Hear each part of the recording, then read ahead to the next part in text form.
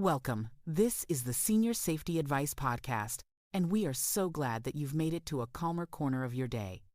Here, we focus on real solutions, practical help, and the kind of encouragement we could all use a little more of. So let's get to it. You won't believe how many falls start with something as simple as leaving a towel on the floor. I know it sounds almost too small to matter, right? But when we talk about bathroom safety, tiny obstacles like that can become big risks. Today I'm going to talk to you about how a few simple decluttering steps can turn your bathroom into a calm, easy-to-navigate, fall-free zone.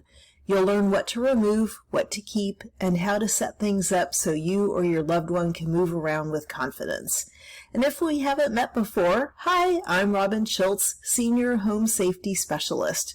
I've spent years helping older adults turn their homes into safer, easier spaces, and I'm here to guide you through it too. All right, let's jump in. Let me start by saying this. Bathrooms are small spaces doing big jobs.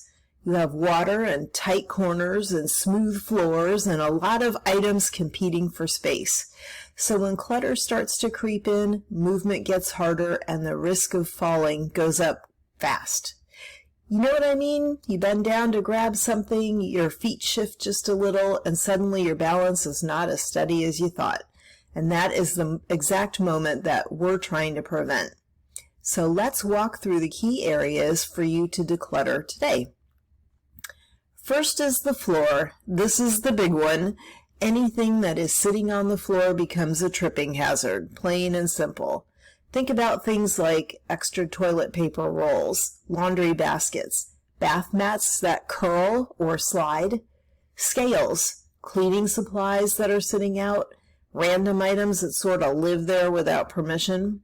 The goal is to make sure the bathroom floor is clear, wide, and predictable.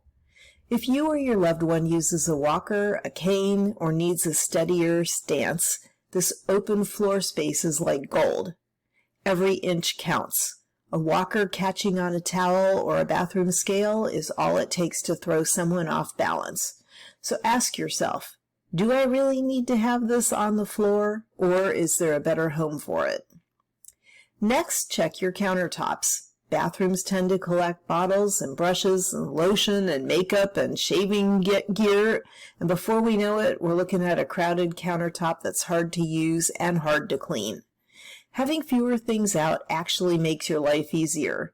Seniors should be able to reach the essentials quickly and without bending, stretching, or moving a dozen other items just to grab the right toothpaste. Try grouping daily use items together and storing everything else in drawers or baskets. And if an item hasn't been used in months, it probably is time to let it go. Now let's talk about the shower or tub. Shower clutter is also sneaky because we get used to seeing it. But crowded ledges and slippery bottles are one of the top causes of falls in the bathroom.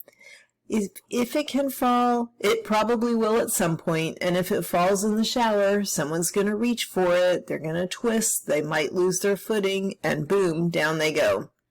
So here's what helps. Keep only the essentials within reach. Use a mounted shower caddy instead of loose items on the floor. Choose bottles with pumps instead of caps that have to be twisted off.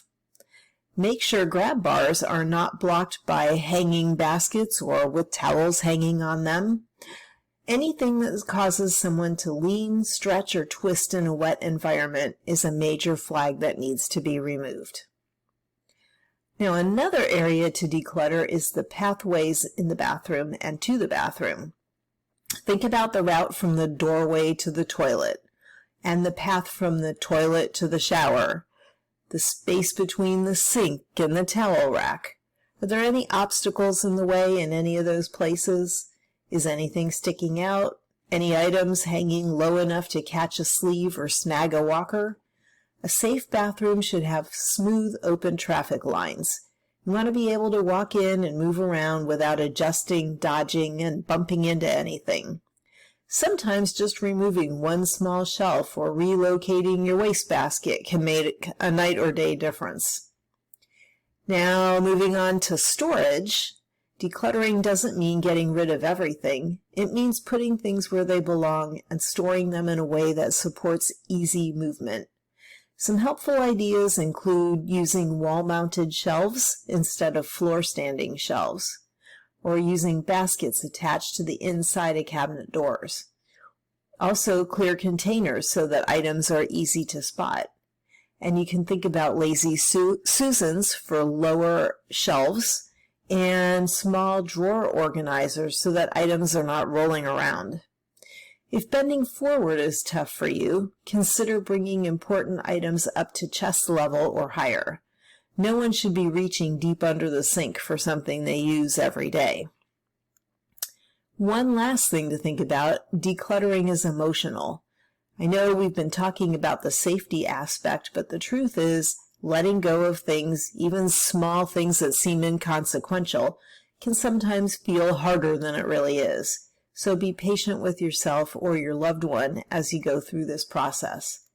Try using phrases like, "Let's make this easier for you," or "How about we keep the things you use most and store the others?" Or, "Would you like help choosing what stays and what goes?" Safety should not feel like punishment. It should feel like freedom.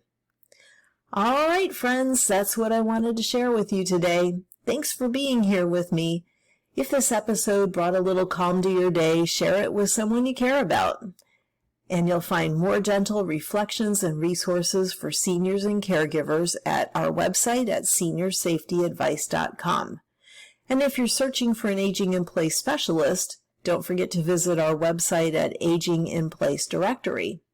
Then come back tomorrow for another moment of calm guidance and encouragement right here on the Senior Safety Advice Podcast. Until next time, take care. Bye. This podcast is part of our mission to help older adults live safely and independently. If you'd like to take the next step, visit aginginplacedirectory.com, where you'll find specialists, helpful resources, and inspiration to make every home your place to thrive.